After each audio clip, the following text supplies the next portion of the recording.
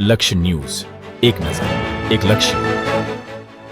વાવ-થરાદ જિલ્લામાં આવેલા દિયોદર ખાતે રામાપીર મંદિર પરિસરમાં આજે હિન્દવાણી પરગણા 84 ગોળ રોહિત દલિત સમાજનું મહાસંમેલન યોજાયું.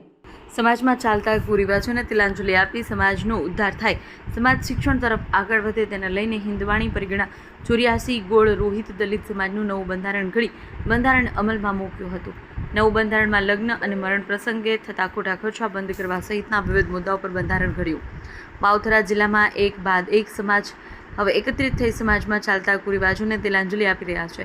થોડા દિવસો અગાઉ ઠાકોર સમાજ, રબારી સમાજનું નવું બંધારણ અમલમાં મૂક્યું હતું. હવે હિન્દવાણી રોહિત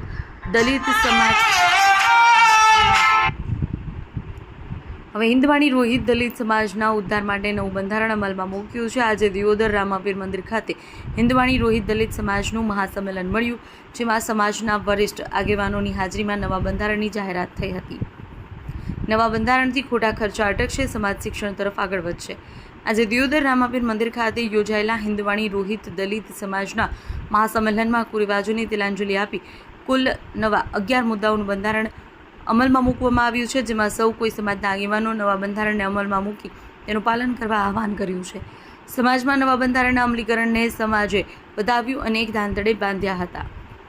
અમારા 84 ગામ અને 8 તથા દ્વારા આજરોજ અમે મળી અને આજનું નવું બંધારણ બનાવ્યું છે. આ સમય પ્રમાણે આર્થિક અને સામાજિક રીતે ફાયદાઓ થાય એ પ્રમાણે પણ આજે બનાવેલું છે. અને જે અમે દંડ નક્કી કરેલો છે એ દંડ અમે વસૂલ કરીને એ દંડ બાળકોના શિક્ષણ માટે એનો ઉપયોગ કરીશું, એવું પણ આજે સમાજ દ્વારા નક્કી કરેલું છે. અને આજનું આ બંધારણ આવનાર સમયમાં બહુ જ સારી રીતે આખો સમાજ પાલન કરશે એવું બધા એકમુખે લોકચર્ચા છે. આજે તારીખ 21/2/2026ના રોજ અમારા હિન્દવાણી પરગણા દ્વારા તમામ વડીલો, યુવા મિત્રો દ્વારા સમાજને નવું બંધારણ બને એ દિશામાં જે સમાજના વ્યક્તિઓ ભેગા થયા હતા અને નવું બંધારણ બનાવ્યું છે. કેટલા મુદ્દાઓનું બંધારણ? ટોટલ 11 મુદ્દાઓ હતા. 11 મુદ્દાઓ હતા. એમાં સામાજિક, આર્થિક રીતે બધા મુદ્દા પણ અમે વણી લીધા છે.